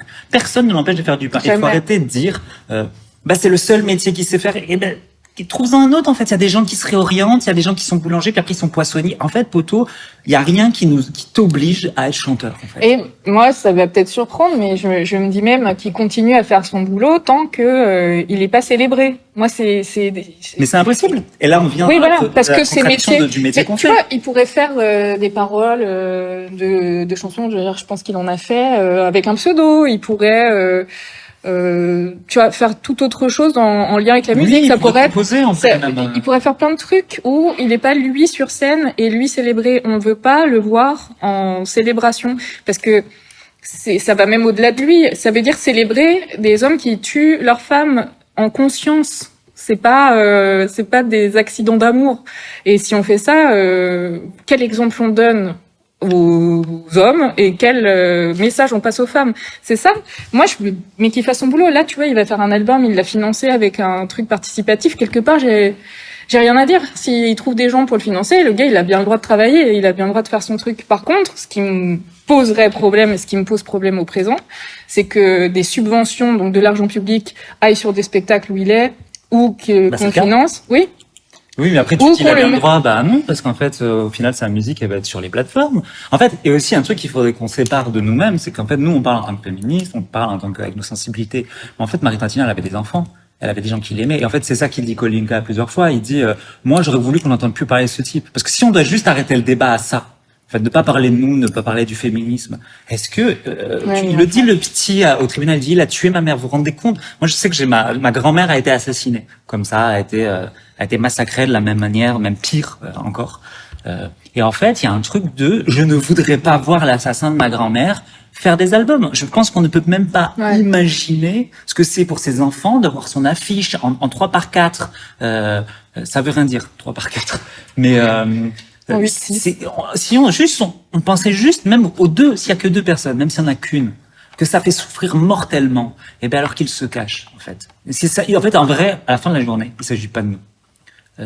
Et rien que ça, qu'on puisse pas se le dire, que des gens doivent voir ce gars se pavaner, parce que c'est ce qu'il fait. On va déployer après. Déjà, ouais, quel type de personnalité il faut pour faire ça, enfin, pour continuer à se dire qu'on est légitime à être sur scène et à être célébré. Déjà, c'est un truc qui nous viendrait même pas à l'esprit. Donc ça dit tout d'une construction et personnelle et de société qui permet ça. Mais oui, même ne serait-ce que l'angle de continuer à s'afficher, à se valoriser par rapport aux victimes, ouais, ça suffirait presque. Mais quelque part, tu vois, le rapport au travail, voilà, qui doivent gagner sa vie et qui doivent bien être insérés socialement quelque part, oui. Mais moi, ça s'arrête quand c'est des financements publics, quand c'est de la célébration sociale. Voilà. Qui sera, et en plus, du coup, ouais, c'est le paradoxe, notre métier va forcément avec une forme de célébration, si t'es un minimum connu. Donc, en fait, lui, on se retrouve face à un truc, oui, il est face à une incapacité d'exercer son métier de célébrité. De célébrité. C'est ça dont on parle. Parce que les gens disent qu'il fasse son métier, mais fais ton métier. Moi, je connais des beatmakers, personne connaît leur nom. Ils font de la musique. Et puis, il y a plein d'artistes de tout niveau. Moi, en fait, c'est ça, la résistance séparer l'homme de l'artiste. C'est qu'on faut pas que ça touche à la célébrité, quoi. Et puis, à sa puissance. Il vit à Bordeaux, il me semble. C'est la province. Ah, si le loyer est cher. Allez. Vivre de son art, c'est, là, lui, ça représenterait, il y en a plein qui sont intermittents et tout. T'as 2000 balles. Et ben 2000 balles, tu peux vivre même un peu plus. Puis lui, il a un doit patrimoine. raquer les droits d'auteur. Mais aussi, il est riche, donc on arrête temps. de nous parler de ça, quoi. En fait, il est riche. Oui, en plus, c'est vrai qu'il a probablement pas le temps de travailler. T'as eu ta chance, t'as assassiné froidement une femme. Tu as eu ta chance. Donc qu'on nous parle pas de. Là, on voudrait qu'on lui redonne sa chance. Je ne vois pas pourquoi. Moi, je suis désolé. En fait, là, à ce moment-là, qu'est-ce qu'ils font les gens, l'opinion publique, la presse culturelle, tout ça, ils choisissent qui ils vont garder. Et là, ce qui est purement cynique et qui montre le côté libéral de l'art capitaliste, c'est-à-dire que, en fait, Marie Trintignant, c'est pas pour, désolé, la sœur, n'est pas une légende. Voilà. Quentin en est une. On peut se poser la question de est-ce que, j'en sais pas, Gianni aurait eu un traitement différent? On va pas répondre là parce que c'est pas la question. C'est pas l'idée, c'est pas de comparer des femmes, c'est de comparer la considération qu'il y a à ce moment-là pour Marie Trintignant, qui est proche du néant, et qui est, lui, il est vivant. Alors on se pose même pas la question, il est vivant parce qu'il l'a tué, mais lui, il est vivant, il a bien le droit de vivre. Alors moi, ce que je réponds des fois, c'est elle aussi, elle avait quand même bien le droit de vivre. Mais là, un choix va se faire, c'est on va sauvegarder ce qui est encore là. C'est vraiment, on est dans le paradoxe absolu, j'ai l'impression. C'est glauque. Ouais, il y a un côté hyper cynique, comme tu disais, perdu pour perdu. Autant essayer de sauver les œuvres de la personne qu'on aimait bien. Et effectivement, comme on se le disait hors antenne, je rêvais on a pu dire ça, quoi. Je rêvais de dire cette phrase. Il y a, oui, si ça avait été une autre artiste et si les productions d'œuvres, l'intérêt en tout cas qu'on portait aux œuvres produites était le même, je pense que le traitement aurait pas été le même non plus. Il y a forcément la dimension de genre à pas oublier, mais il y a aussi ce que j'appelle l'apport au monde qui influe beaucoup sur les personnes qu'on va défendre ou non. Et oui, c'est... Après, l'idée n'est pas de dire... mais c'est bizarre quand même, parce qu'elle vient d'une dynastie. En vrai, on dit ça. Alors, on n'est pas là pour dire non plus que Marie Trintignant n'a rien apporté ni à l'art ni au monde. Hein. Mais elle vient d'une dynastie de gens extrêmement respectés. Je veux dire, Jean-Louis Trintignant, c'est une putain de légende. Je pense qu'elle était appréciée. Donc c'est quand même... Non, parce que c'est vrai que poser cette question, je sais pas à quel point c'est glauque hein, de se dire si c'était Adjani, si c'était... s'il avait tué Deneuve. Qu'est-ce que serait le traitement? Est-ce que c'est la misogynie là qui se met en place dans tous les cas et que de toute façon on aurait choisi Quentin? Mais je pense qu'il y a une part de misogynie et il y a une part aussi de popularité, malheureusement, qui joue aussi dans l'équation. Moi, à titre perso, je la connaissais pas du tout, Marie Trintignant. Pour moi, c'était plus une actrice de télé, de mon souvenir de jeunesse. Hein. Il n'y a pas de grand film. Moi, je la connaissais pas. Donc, du coup, même dans ma représentation au départ, c'était la femme d'eux. Hein, je le dis, à l'époque, c'était comme ça. Donc, j'ai pas... C'est sûr qu'au début, moi, j'ai roulé aussi pour la version officielle, comme je l'ai déjà raconté. Aussi par mes connaissances et des intérêts pour elle aussi, en tant que pas que personne, mais aussi en tant qu'artiste. Je crois que la dimension de l'art produit joue aussi. Ça aurait pas été la même avec quelqu'un de. Ben on saura jamais. Puis de toute façon, on émet même ce jugement-là. Bon, après moi, je parle là juste en tant que cinéphile. Et puis c'est pas. De toute façon, la campagne qui était mise en place quand tu vois ensuite le frère de Bertrand Cantat. Donc tu vois Ardisson. On va parler d'Ardisson parce que pour moi, c'est toujours lui qui cristallise ces trucs-là, donc. Il est toujours dans les bons coups, ouais. Il est toujours dans les dans les mauvais coups, ouais. Et donc il y a le frère de Cantat qui vient expliquer qu'en fait Marie Trintignant c'était une hystéro, faut pas l'oublier. Et il y a cette image glaçante. Le montage, il est ultra bien fait dans le documentaire où quand il s'en va, il lui fait merci. Alors c'est du montage. Mais je pense que sincèrement, il lui dit merci d'être venu être misogyne. Et c'était que ça, cette émission-là, qui était moi comment j'ai fait mon éducation politique, c'était devant la télé. C'est devant Ardisson et devant Ruquier. Ouais, pareil. Donc on a déjà parlé plusieurs fois, je pense que ça continuera de parcourir le truc. On a quand même... moi j'ai vu Ardisson, il y a Baffy il y a pas longtemps qui a voulu faire des excuses. Le poteau il a tenté. Hein. Et l'autre lui a attrapé le col pour lui dire non, on s'excuse pas et puis il y a pas de raison. Et j'ai lu son livre, L'homme en noir, en partie. Hein. Ah, c'est vrai? Oui, parce que moi je me fais du mal. Je voulais en faire des chroniques, mais en fait c'est éclaté. Sauf qu'il dit dedans un truc, au tout début, il dit je me sentais mal tout le temps, il y avait pas de raison que les autres se sentent bien. Bah, super, ouais. Je trouve ça quand même exceptionnel d'aller dire ça et je pense que ça sera pas relevé. En fait, le bouquin, il y avait même pas assez de matière pour que je fasse une analyse de 10 minutes. Tellement c'est pourri. Mais quand même, il dit ça, c'est pas rien. C'est encore un peu cette histoire de faire payer... Mais faire payer quoi? Qu'est-ce qu'il lui fait payer, ce connard? Non, mais de ce truc d'artiste maudit qui doit être dans la souffrance pour être soit productif, soit talentueux, non, mais au moins successful, quoi. Il y a toujours cette fausse histoire de part d'ombre obligatoire là-dedans. Gars, t'as qu'à aller bien. Hein. Tu fais une thérapie, tu feras des émissions aussi bien. Hein. Eh ben, se pose la question, c'est est-ce que les émissions seraient aussi bien? Moi, je sais que j'étais devant... moi, je peux te dire 2 étapes de ma vie. Il y a une époque où j'y étais devant chaque émission et je les attendais. J'étais trop heureuse de voir ça. Et arrivé un moment, je peux pas le dire à quel âge et tout, où je ressentais un stress et une angoisse et que je n'ai plus pu regarder. Je me dis mais ça m'angoisse. Et je n'étais pas encore, j'avais pas découvert Saint-Mélenchon. J'étais pas, je sais même pas si j'étais de gauche, mais j'étais stressé face à cette violence permanente, cette agression des invités. Est-ce que son émission aurait été bien s'il se sentait... En fait, c'est le paradoxe. Est-ce qu'on ferait de l'art si moi, si j'étais pas trans et que je me faisais pas rouler dessus? Je ne sais pas. Est-ce que lui, il pourrait faire des émissions en allant bien? Mais en fait, le problème, c'est pas ça. Le problème, c'est le cynisme, c'est de l'avouer. De dire, je me sentais mal, et du coup, j'ai emporté tout le monde dans ma chute, et t'es en mode... pauvre Marie Trintignant, quelle chance elle a dans ce monde. Merci le frère, quoi. Enfin... Ensuite, on peut glisser peut-être doucement vers le crime passionnel, le fameux El Famoso crime passionnel. El Famoso, ouais. Comme si dans l'amour était inscrit la possibilité du drame. Ben voilà, c'est ce qu'on disait aussi plus tôt, hein, sur cette fausse représentation de l'amour, du coup de foudre, des sentiments que provoquerait l'amour. Dans ce faux récit, dans ce mauvais récit qu'on nous impose, il y a cette idée que l'amour et la mort sont intimement liés et que un dérapage d'amour pourrait créer la mort, qui serait donc accidentelle et provoqué par un bon sentiment au départ. Donc, Ça part d'un bon ça- c'est horrible. Tu vois, c'est ça, hein. il y a vraiment, franchement, dans ces défenses-là, non, mais ça partait d'un bon sentiment. Bon, L'amour. voilà, l'amour initial, quoi que soit la définition qu'on lui donne, parce que moi, j'aurais pas exactement la même que. Mais ça en est. En fait, là aussi, on peut discuter de ça. Moi, qui ai vécu des amours, peut-être tous mes amours étaient violents. Peut-être que j'ai été violente même dans tous mes amours.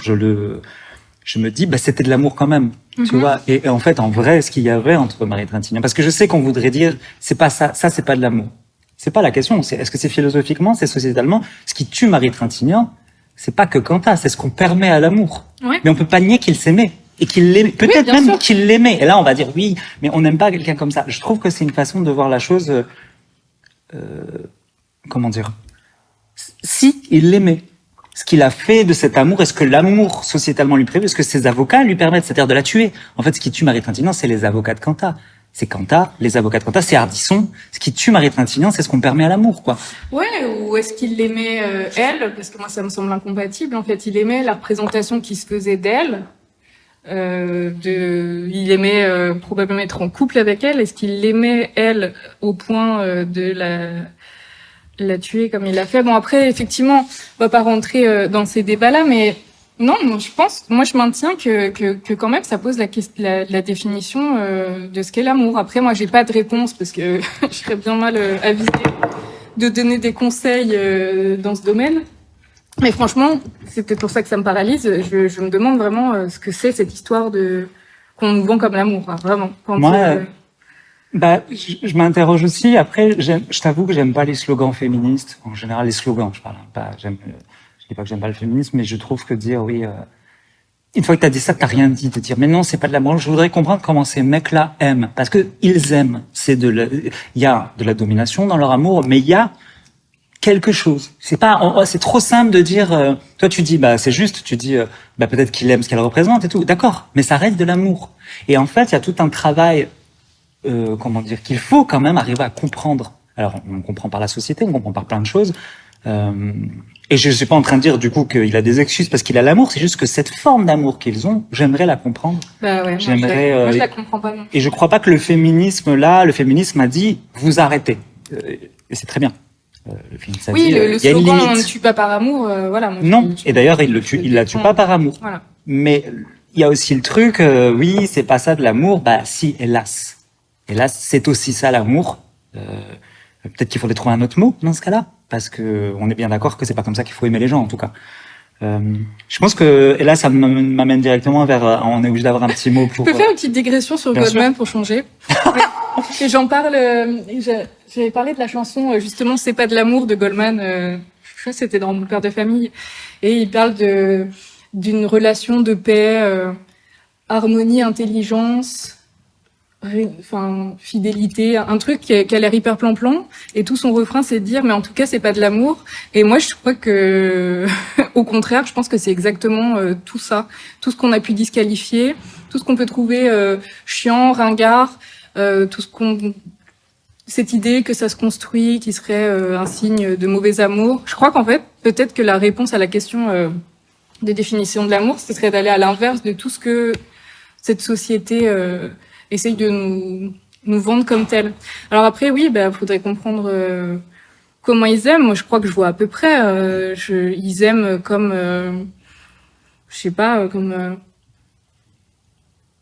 on peut aimer des objets, comme on peut Oui, je pense aimer que ça, des animaux de tu le dis compagnie. bien. Comment on aimait nos jouets, tu vois. Il y a un truc comme ça aussi.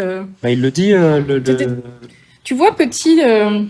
Moi, en tout cas, petite, j'avais ça. J'avais des pulsions de violence sur mon pauvre chien, paix à son âme. Et je je l'aimais trop, mais des fois, tu vois, ça m'emportait, et puis après, je me ravisais et tout. Je pense qu'il y a un truc de cet ordre-là, parce que peut-être je sais pas. Je pense que Kanta voit les femmes comme plein de gens voient les chiens. C'est sûr, Ouais. t'as raison. Il le dit, le dernier compagnon de Christina Radi, il dit, dès l'instant où il a vu qu'on s'aimait, il a réemménagé chez elle. Je lui avais pris son jouet, quoi. Il le dit.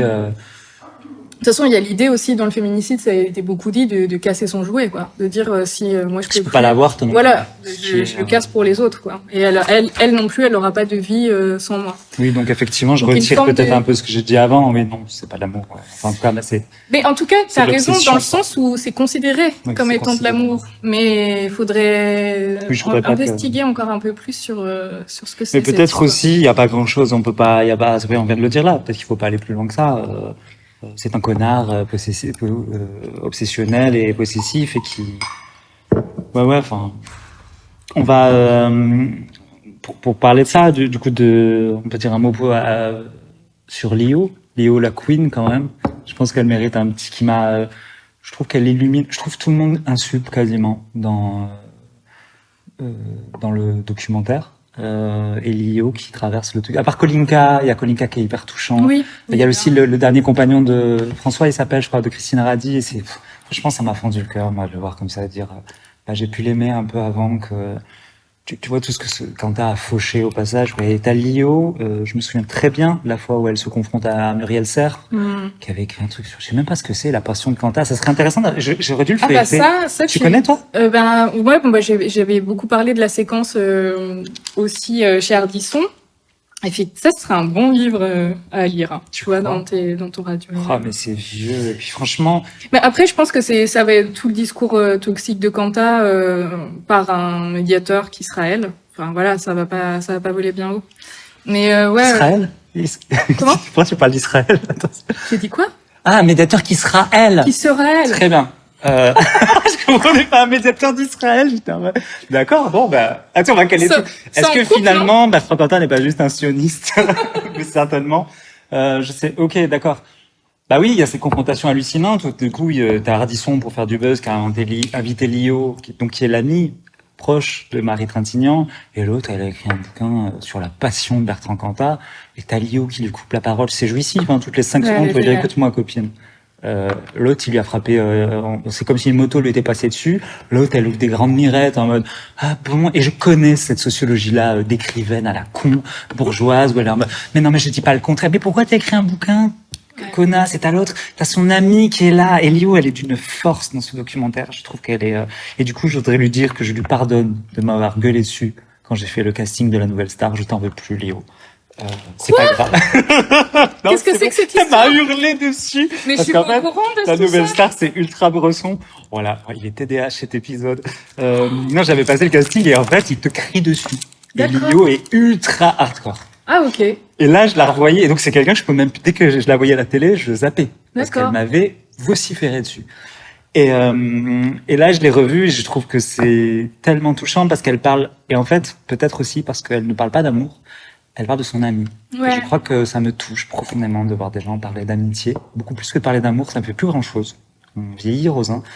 Mais j'étais profondément, je sais pas, j'étais bouleversée par cette meuf, comment elle parle. Et quand elle parle de Christina Radi et qu'elle dit une fois, Christina est venue me voir dans la rue, elle voulait me parler. Et ils en veulent, le clan Trintignant, ils en veulent à Christina Radi d'avoir dit non, Bertrand n'était pas violent. Ouais.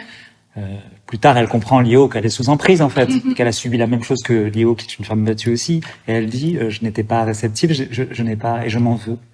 Franchement, il y a 2 passages comme ça où elle dit je m'en veux et elle est bouleversante cette femme. J'ai eu l'occasion de la rencontrer après avoir partagé cette séquence sur Instagram. C'était vraiment au tout début et après on s'était rencontrés et tout. C'était trop émouvant parce que c'était émouvant parce que moi cette affaire elle est hyper importante dans ma construction et puis bon, on apprendra par ailleurs dans le deuxième livre que j'ai été aussi victime de violences intrafamiliales et pour elle c'était hyper important après avoir été seule tellement longtemps face à tout ça, de trouver une nouvelle vague féministe qu'on peut aussi critiquer à plein d'endroits mais qui est là quoi. Et qui avait vachement réparé ce sentiment de solitude. Et puis lui aussi c'est beaucoup de classisme. Et ça, on en avait parlé aussi.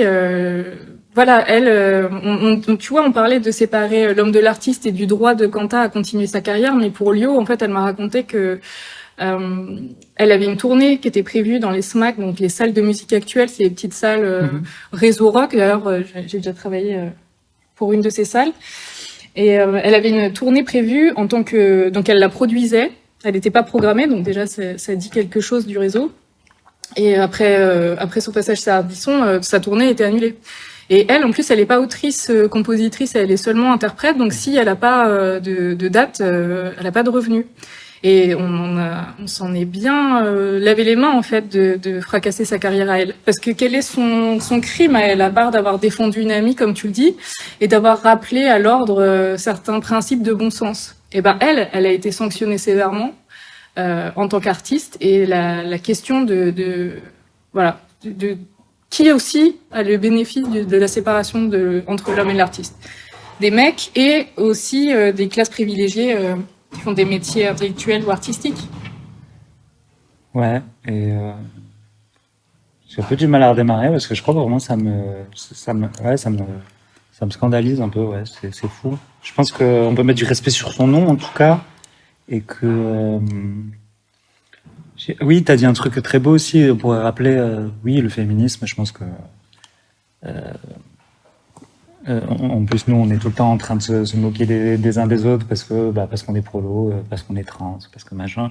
Il y a un truc magnifique, c'est que c'est quand même, ça nous a permis et ça permet encore à plein de meufs de se sentir moins seules. Elle a été bien seule, Lyo. Ouais. Moi, je suis très heureuse du féminisme, de son état, parce que en vrai, quand t'es trans, oui, tu te sens seule. Mais effectivement, quand on a fait l'épisode sur Audiard, je me sentais un peu moins seule parce que j'ai vu que tu savais plein de choses. Sur les trans, sur notre cause.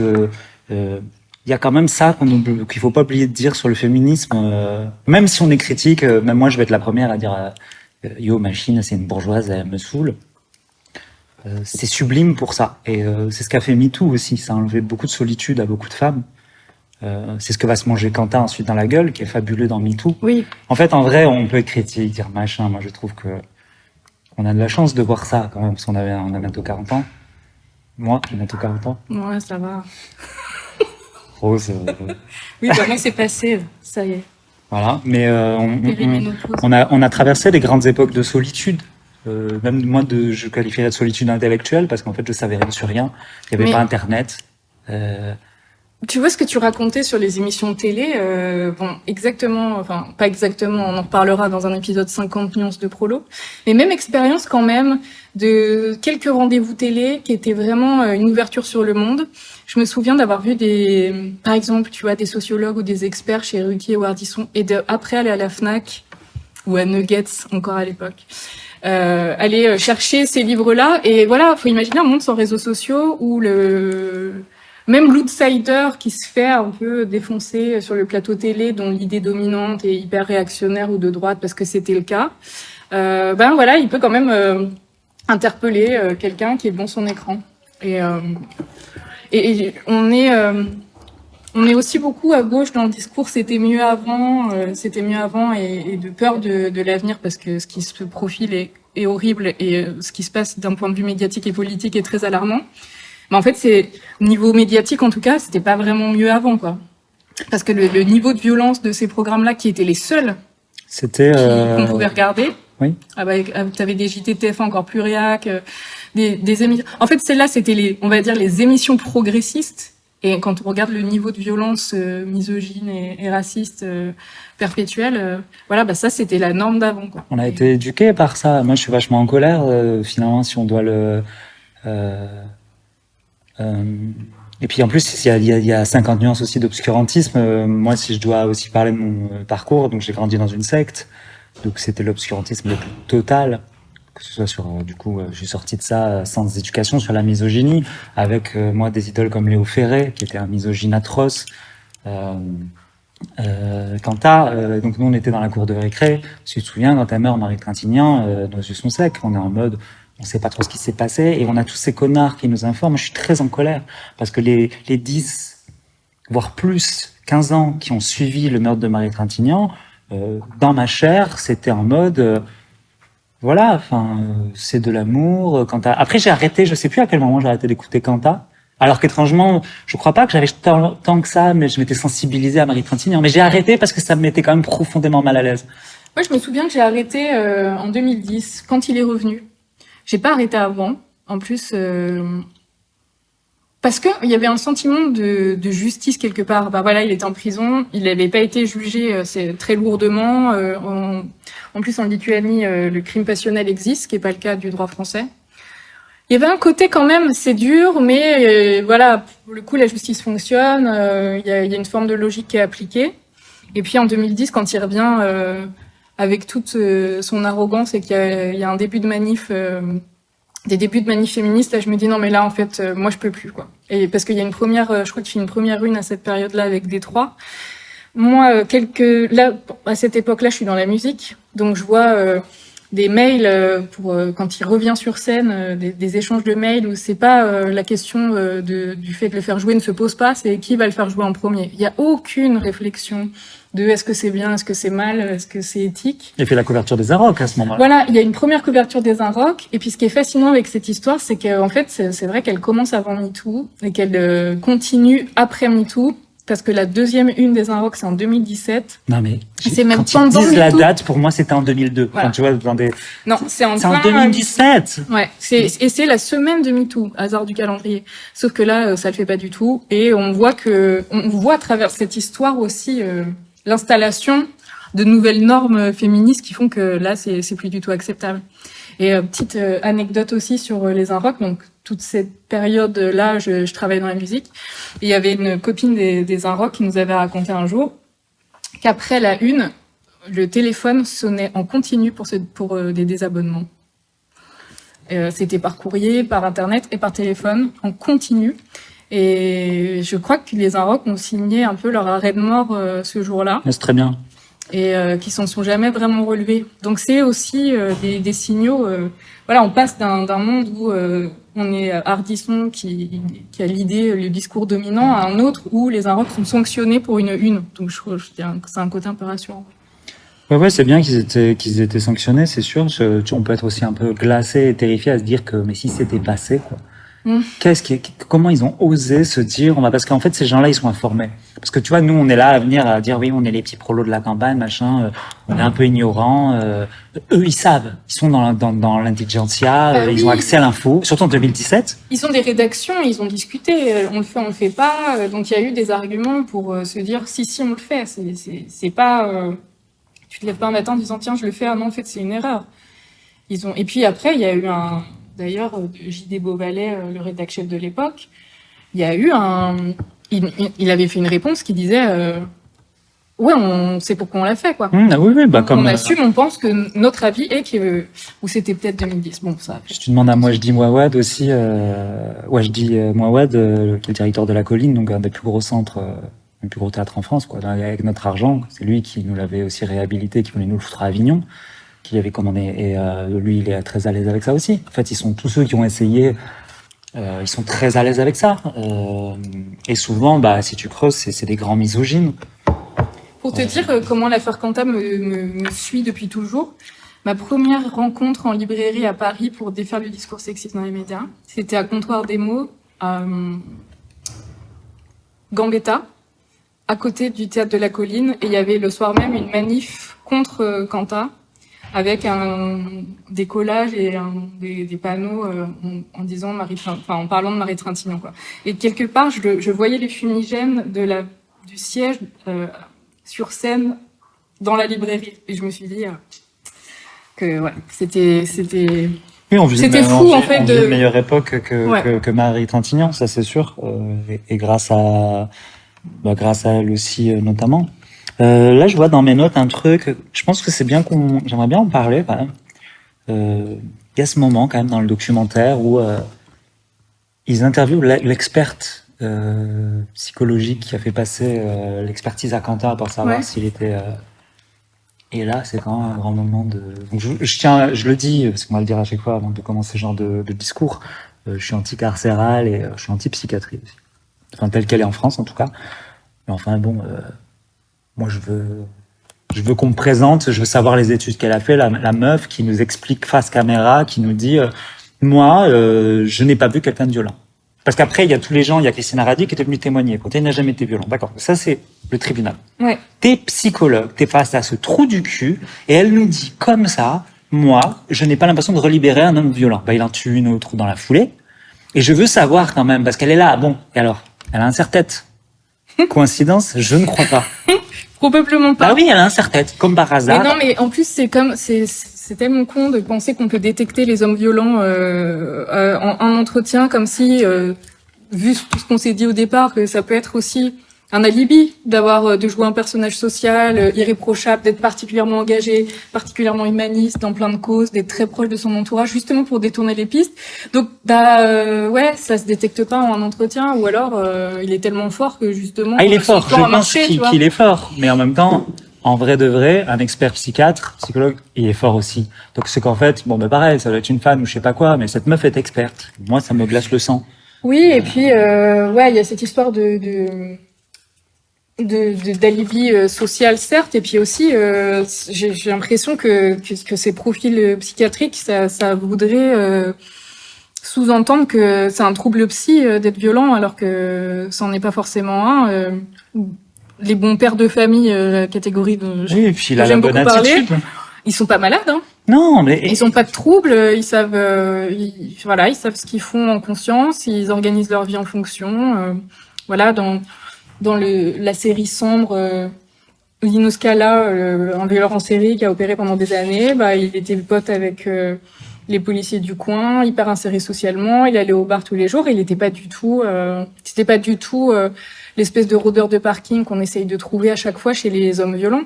Et donc, faire appel à des experts qui concluent c'est pas un homme violent, bah, ça a aucune forme de sens ni de valeur. Parce bah, que... ça fait peur parce que si c'est eux les gardiens de la ouais. société. Ah, bah, la justice, ce serait un autre encore sujet. Hein. Ah bah, je peux te dire que moi, Quentin, là, moi, voilà, petit ASMR carafe. Quentin, je te lui envoie pas une experte psychiatrique. Moi, je lui envoie 2 féministes à cheveux bleus, deux bonnes colleuses, là, pour lui faire son expertise. Il retourne dans la forêt vivre avec les ours, hein. Ils vont aller te l'attacher dans la montagne, parce que là, et là, elle dit, ouais, il ne rentre pas dans une catégorie particulière d'hommes violents. C'est ça qu'elle dit exactement. Bah ouais, mais STP, non, mais pas particulière. Non, mais déjà, il y a Elle a dès qu'il y a accès une au- catégorie, bon, voilà. Elle a accès au dossier médico-légal, cette meuf. Tu vois, c'est ça, moi, qui me terrifie. C'est que tout au long des étapes, nous, on est des moldus. Ok, on sait rien sur rien, et on a fini par, mais eux, ils ont accès à tout ça. Ouais. 17 fois, 17 fois, tu frappes quelqu'un. Donc, c'est qu'en fait, cette psychiatrie-là, qui est blanche, bourgeoise, parce qu'en fait, parlons-en, Quentin, c'est un grand bourgeois aux yeux bleus, voilà. Enfin, Bah, bien sûr, qui fait il le n'aurait prolo. pas eu le même traitement bah oui, si ça n'avait enfin, pas été le cas. Socialement très inséré, de gauche, et qui rajoute une petite couche quand même. Et oui. Oui, on a eu moins d'indulgence pour Omar Haddad, tu vois. Enfin, c'est quand même. Bah voilà, donc la meuf est experte. Ouais, voilà. Non, mais oui, là, on essaye de... En fait, aussi, Quanta, c'est la révélation du fait que ces fameuses catégories d'hommes violents n'existent pas. Pour moi aussi, c'est ça qui fait voler en éclats. C'est ce que cette affaire fait voler en éclats. C'est que là, on se dit, ah ouais, même un mec de gauche avec des valeurs altermondialistes qui lutte... pour les sans-papiers, parce qu'il était très connu pour ça, qui a critiqué Universal en récupérant sa victoire de la musique. Même quelqu'un qui nous semble politiquement très proche peut être misogyne et même auteur de féminicide. C'est ça qui l'a fait exploser. C'est ça que cette histoire révèle aussi. La catégorie d'hommes violents à laquelle on était habitué. Donc je reviens pas, mais bon, le rôdeur de parking, le noir, l'arabe, le fou, l'homme prolétaire de la catégorie des faits divers, ivre, il tue, ça Ouais, fait bah, des moi, grumeaux je- dans la ouais. pâte à crêpes. Bon bah voilà, là on a un Quanta qui est à l'opposé de tout ça et c'est un des éléments déclencheurs de MeToo aussi.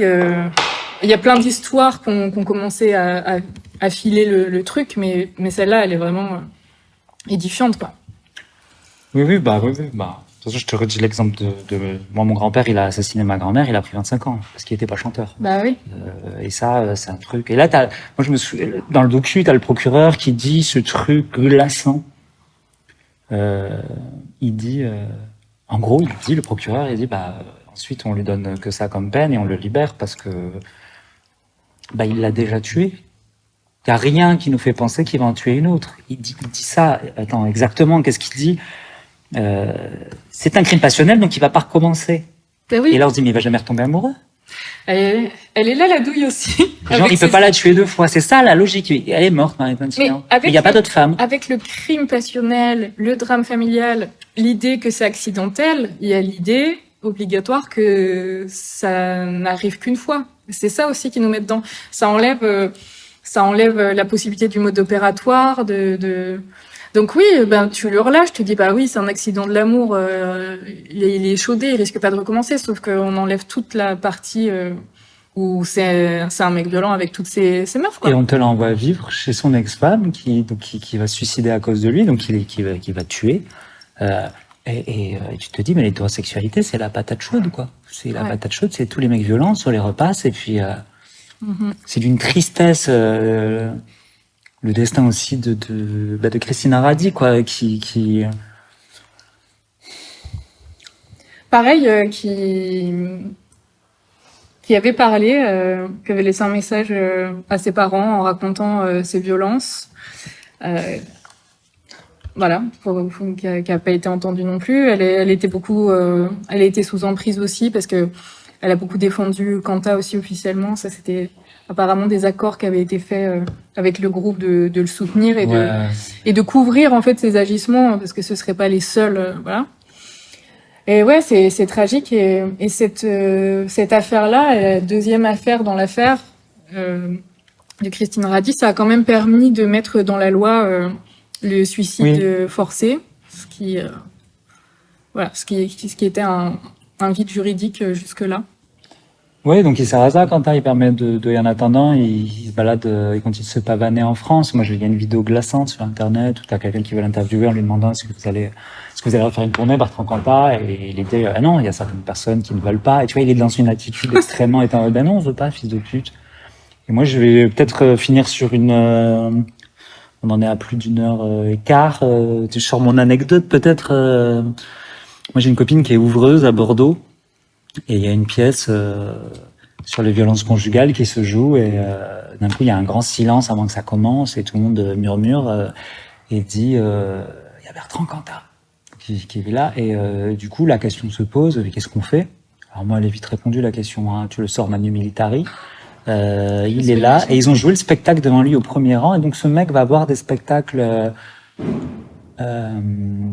donc sur les violences conjugales, apparemment, il sort, il est pote avec tous les ouvreurs, il check tout le monde là-bas. C'est une célébrité. Moi, je connais des gens qui sont potes avec lui là-bas. Enfin, je les connais juste d'eux. Du coup, je sais pas. Ouais, mais dans la musique, c'est fou. Moi, j'ai des tonnes d'archives de groupes qu'on aime tous maintenant, qui ont posé avec lui.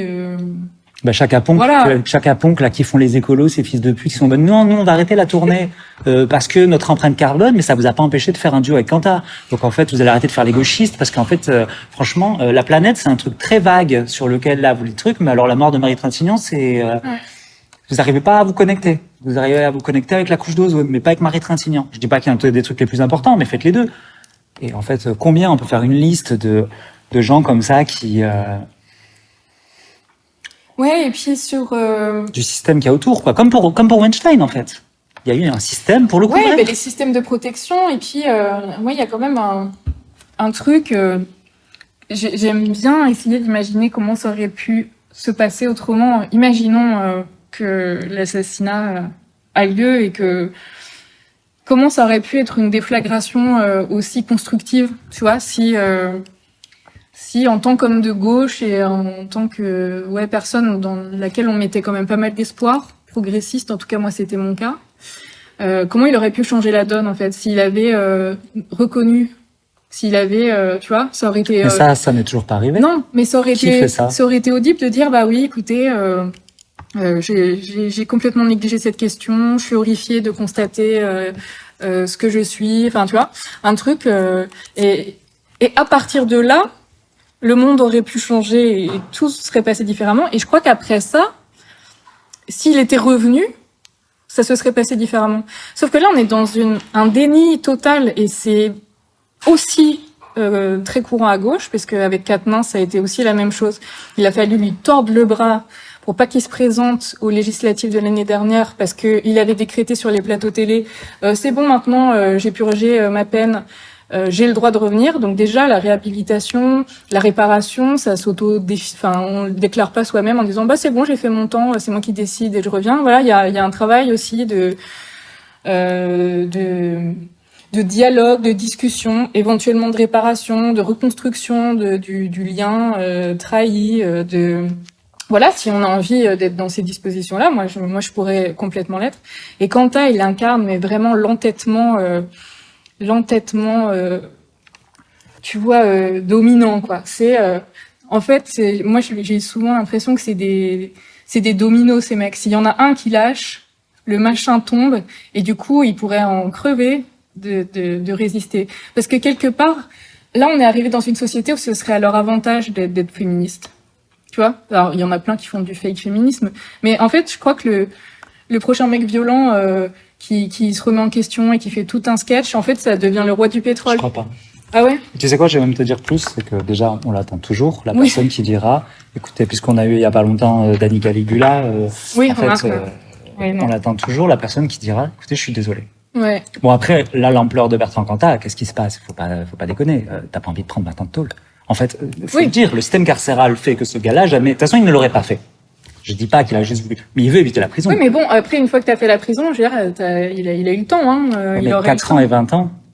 Oui, mais attends, est-ce qu'il sort de prison au bout de 4 ans et qu'il dit, en fait, remarque, t'as raison, tu peux pas être jugé 2 fois pour temps. le... Oui, puis c'est pas de dire. Oui, t'as raison. Voilà, non, il y avait 1000 façons de mieux faire. Et on l'a toujours pas, ça, est-ce Et qu'on va l'avoir? Et en fait, ce serait les rois du pétrole si c'est ça. Enfin, il serait le mec qui fait ça. En fait, il aurait toutes les portes qui s'ouvrent à C'est lui. pas vrai.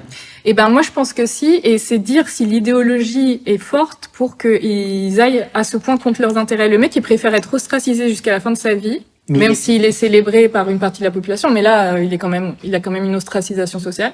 Il préférera s'entêter et s'emmurer dans ce truc-là plutôt que de lâcher ne serait-ce qu'un centimètre de Oui, mais de- qu'est-ce qu'un son bénéfice, en intimité. fait? Parce que là, on parle d'un truc, soyons complotistes.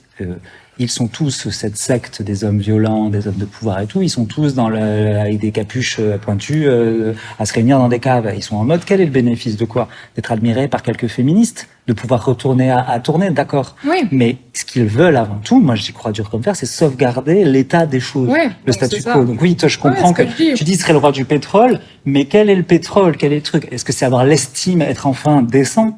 Mais c'est le but d'aucun de ces mecs. Ouais, c'est vrai. Tu vois, la vérité, sinon, oui, pourquoi on n'aura jamais le mec qui s'excuse? Parce que c'est autre chose qui est Mais important. finalement, on est d'accord, parce que tu dis qu'ils veulent sauver la structure absolument, et moi je pense qu'aussi l'idéologie elle est tellement forte que il y en a aucun qui va céder pour maintenir cet ordre voilà en place. Mais pourtant, je pense que celui qui serait traître, le transfuge, Ah ben là, enfin. de ça, qui ferait ça, il aurait quand même une belle compensation Mais on peut comparé à avant.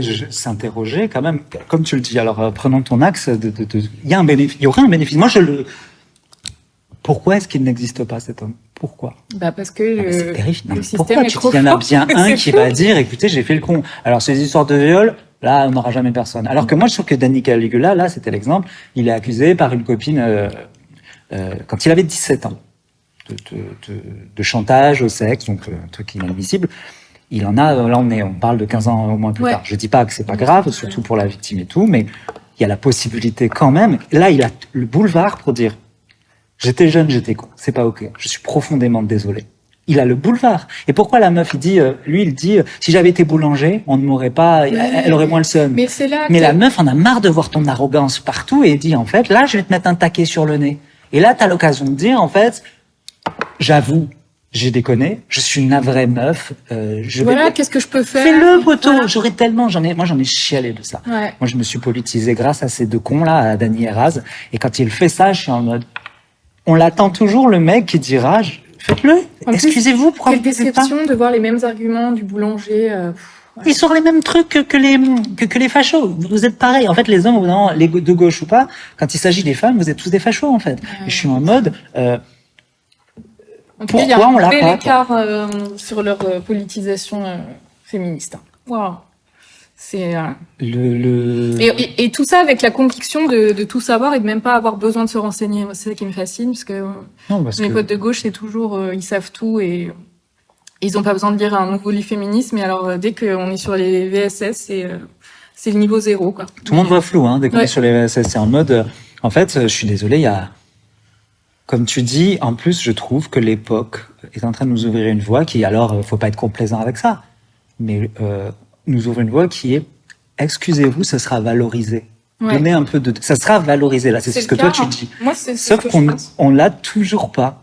Comment ça se fait? Comment ça se fait? On n'a toujours pas. Mais une excuse sincère, constructive, pensée avec la personne impliquée. Enfin, voilà, je mets plein de conditions. Il suffit pas de dire désolé. Mais même maintenant que ça, je l'ai dit, mais même passe à ça, on autre l'a chose. pas. Mais même Ouais. ça, on l'a Même pas. ça, on l'a C'est pas. ça qui me tue, parce qu'à la limite, même le, non, ben, désolé, je suis profondément désolé, je sais pas quoi faire, c'était, en fait, il y a aussi, il faut y penser à un truc qui s'est passé il y a 15 ans. Comment tu fais aussi pour t'y confronter? Je pense sauf que un mec comme Danny Caligula ou moi ou toi, on a les outils maintenant pour dire, OK, je comprends ce qui s'est passé. C'était il y a longtemps. Je ne veux pas dire que c'est moins grave parce que c'était longtemps, mais là, vous venez me parler. J'ai fait du trajet entre-temps. Ça serait, tout est possible, mais il faudrait arrêter de commencer toutes les excuses aussi par oui, mais vous comprenez, j'ai été pauvre quand j'étais jeune, j'ai été machin. Arrêtez de vous justifier. Dites désolé. Et rien avant, rien après. Plus tard, Et pas de désolé vous si. direz, voilà, il est possible de dire je suis profondément désolé. Un jour, j'aimerais bien pouvoir donner. Il y a une chose dont on a le droit profondément quand on veut se défendre, de contextualiser. Mhm. C'est-à-dire, mais pas contextualiser toute ta putain de vie, de putain de naissance, mais de contextualiser, de dire là, j'ai été violent, mais j'étais dans la gueudreau, j'étais dans l'alcool, je me suis sevré, j'essaie de faire mieux. Ça n'empêche que j'ai fait ça et j'en suis navré. T'as le Ouais. droit de contextualiser parce Ouais. que c'est important. Et stop. Mais d'abord, tu t'excuses déjà. D'abord, au tout Ouais. début. Bon. Mais regarde, après, c'est un petit On est en train de faire gratuit. 3 épisodes, Ouais. ça me fait trop rire. On va faire une pause, on va en refaire un. Mais tu vois, en fait, on peut tout faire dans Bon, nous, on peut passer l'après-midi, là. Regarde Bégodeau aussi. Ah là là. Voilà. Attends, mais on va s'en faire un. On va se faire J'aimerais Bégodeau. bien. Tu sais, tu dois Tout lire. sur Bantigny, là. Tu dois lire son livre, il est odieux. Je suis en train de le lire et je vais faire un épisode dessus, mais si tu veux, on peut faire un épisode complet, hein, parce que Eh ben, c'est quand même un faudrait que banger. Hein. Faudrait que je me le fasse aussi. Ben, mon épisode s'appelle Mais tu vois Est-ce que l'intelligence doit servir à avoir toujours raison? Et Trop je bien. pense que... Pardon, je t'écoutais. Non, je disais juste que, regarde, il fait une blague de merde, sexiste et tout. C'est pas une affaire d'État non plus. Non. Là, quelqu'un de normalement constitué, à mon sens, dirait « Ah, j'ai merdé, pardon, c'était ni fait ni à faire, je m'en excuse profondément, voilà. » Parce que c'est la seule chose à répondre à une injure sexiste, en fait. Il écrit un livre, ce fils de pute. Non, mais là, il résiste. Au tribunal, il dit quoi? Que c'était une blague de beauf. Donc, comme Ah, ça. ça, t'as- alors, toi, c'est pour ça, toi, ça va pas. Donc, il se dédouane de sa misogynie bourgeoise. Qu'il n'est pas, en plus, attaquant, à la limite. voilà. S'il l'était, il n'est même pas beau. Il l'est pas, mais du coup, il décharge sur une autre catégorie de la population, bref, son truc. Et le gars, au lieu de, voilà encore ce que fait faire cette, je sais pas comment dire, cette médiocrité, mais une excuse et c'était fini. Et là, voilà, il nous fait des livres, il nous fait des émissions de droite pour dire à quel point les wokistes sont fachos. Il tombe carrément dans le discours antiféministe. Et tout ça par une espèce de vexation Parce qu'il s'est fait égocentrique. gauler. Voilà. Ça arrive, en fait. Mais Et après, ça, tu vois, c'est... Je vais pas dire que je l'adorais non plus, parce que c'est pas du tout le cas. Mais franchement, je l'ai vu en rencontre une ou deux fois, il y a des livres qui m'ont plu. ça reste un gauchiste. Et en fait, il théorise hyper bien le présent. Mm. Et c'est, tu vois, son apport nous manque. Mais Bah, non. il y a, en fait... Tu vois à quoi leur sert leur art et leur intelligence. Au final, on se retrouve toujours assez pour justifier, et c'est juste pour gagner du pouvoir. Tu le vois. En fait, en une semaine, il a Oui. réglé son truc, et ben il préfère s'ostraciser toute sa vie. parce c'est que, tout en pour- fait, ce qui compte au final, et tu te rends compte que du coup, toutes les belles paroles, parce que quand même, il avait une parole de gauchiste, je trouve qu'il tenait bien tête aux gens de droite et tout, même s'il est un sup, et ben, tu te rends compte qu'au final, face au VSS, à plein de choses et tout, on retombe dans ces mecs-là ne font de la politique que pour se faire mousser. Lui, il a choisi la gauche, il aurait pu choisir la droite, en fait. Peut-être, ouais. Et il y en a marre. Est-ce qu'il y en a marre de cet épisode? Je ne sais pas. Là, vous êtes chez vous, là, toutes les céramistes qui m'écrivent, les couturières, qui sont en mode, oui, j'ai besoin d'un long épisode. Ben là, vous l'avez. Là, jusqu'en août, vous pouvez l'écouter, celui-là. Et nous, on n'arrête pas, là. Tu voudrais, on arrête de se faire des outros parce que c'est là qu'on est catastrophique. Oui. En général, on dit un dernier mot, Rose, et là, on bafouille Et là- jusqu'à la fin. C'est Et là, Peut-être, ça devient cringe parce que juste envoyer de l'amour à toute la famille de Marie Trintignant, Ouais. dire que qu'elle nous manque quand même et qu'en fait qu'elle sache que aussi elle a permis des choses, d'être restée debout tant qu'elle a pu face à ce connard. J'espère qu'un jour on oubliera Bertrand Cantat et en même temps non, parce qu'en fait sa mémoire est un épouvantail, c'est un avertissement. Il y en a régulièrement des avertissements, mais voilà. Rose, le mot de la fin peut-être. Ben. Non, je sais pas quoi dire. C'est horrible de te faire Non, ça à mais quelqu'un. je- Rose, un petit mot. Les hommes de gauche, quoi. Je voudrais que ça tilte un peu, en fait. Peut-être on fera un top 5 poubelle des hommes de gauche, on fera un épisode comme ça. Ouais, faudrait que ça tilte, faudrait sortir de cette arrogance que le sexisme c'est pour les autres et que vous avez absolument rien aucun travail à faire sur vous parce que c'est particulièrement catastrophique quand les hommes de gauche tombent. Donc, ouais, c'est voilà. ça fait un drôle de bruit, ça fait un Ouais, bruit mou. ça fait un drôle de bruit et ça fait voilà. À la fin de la journée, vous êtes juste misogyné. On a tous un boulot à faire sur le sexisme. Hein. Donc vous aussi. Mais surtout vous, les frères. Voilà, c'est ça le mot de la fin. Bon, bah merci, on se retrouve bientôt. Prenez soin de vous. Rose, prends soin de toi. Salut, toi aussi.